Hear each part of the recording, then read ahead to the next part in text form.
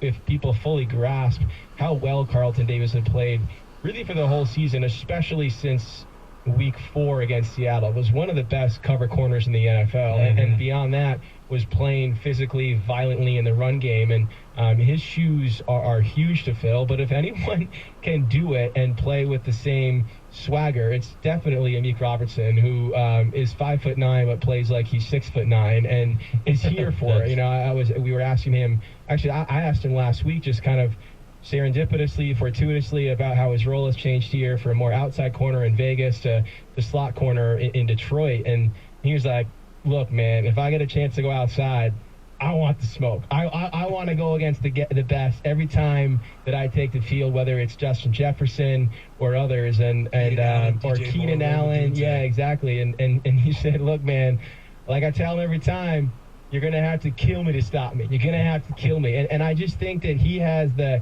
ego required to play on the outside. So if they do make that switch, I wouldn't be surprised. And wouldn't be surprised to see him rise to the occasion. To your original point, though, isn't it, and I know that the injuries kind of added to it, but isn't it crazy the pall that comes over everything? Yeah. Even after you've won 11 straight games, when you lose a game. Yeah. It's like... But it was more than losing a game, though. That's the thing. Right. But even when you don't lose players to injury, it's amazing how quickly it feels like things crash, even when you've lost a big loser. Especially when you had won 11 straight and you forgot what this feeling, that sting, felt like and what it tasted like. And bewildered would be a good way to describe Frank Ragnow, honestly, talking to him afterwards. And he was being pressed on what's gone wrong with the run game. And he was sort of wide-eyed and reddened in the face and didn't have any answers. And, obviously he wanted to review the tape and he would come up with them in time. But I think that unit is a little bit perplexed by their own play over the past 2 games. Only 3.2 yards per carry over the past 2, closer to 5 before that. And I think they'll be doing some soul-searching this week, almost more than scheme reviewing. Like, I still think they feel confident in how they run the ball and how they plan to run the ball, but I think that unit is going to be looking within this week, and we'll see it on Sunday. They have to lead. They have to lead. Those 5 guys have to lead. And listen, Jared Goff is obviously the quarterback, and that's kind of what things revolve around. But that offensive line has to lead by protecting Jared and getting that running game back on track. And how odd was it to hear the ref say more than once, holding number 77 offense? Like, that's just not a familiar sound in Ford Field or anywhere. And Glasgow had a face mask penalty. Luckily, he escaped injury. He was a little bit banged up himself. But you got to feel good about those guys bouncing back. I think we talked about it after the first couple games when it felt like the offense was somehow lagging behind the defense.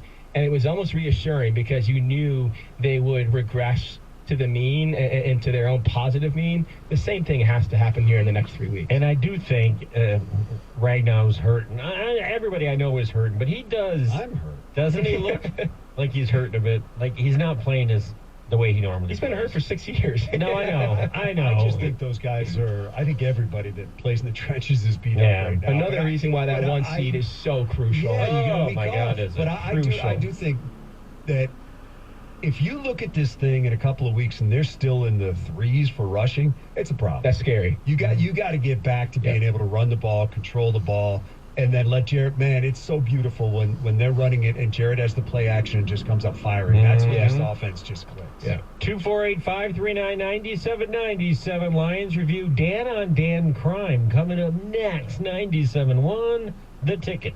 97.1 The Ticket.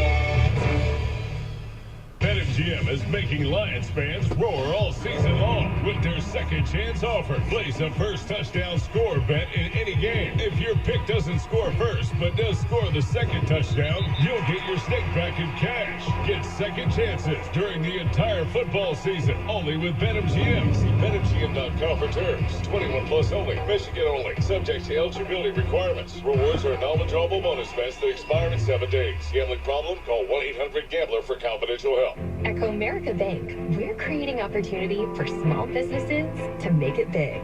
Big like hearing your small business featured in a radio ad for free, or getting free sports tickets to entertain a client. Comerica Bank brings big perks like these and more to every small business customer. To learn how opportunity happens here, visit Comerica.com/prosper. Member FDIC Equal Opportunity Lender. Offers available to Comerica small business customers only. Terms apply. Big Boy's all-new sliders. The same great taste in a bite-sized way. Experience hand-breaded perfection with our Dolly sliders, or take your taste buds coast to coast with our Big Boy Slider Flight. 1 plate, 3 sliders, each with its own signature sauce from Ohio, Michigan, and California. Mix and match your sliders with our irresistible sides for the ultimate meal. Visit BigBoy.com to learn more about these exclusive offers. Memories made fresh only at Big Boy. No matter how you power up, let Ford be your starting line. With a wide range of powertrain.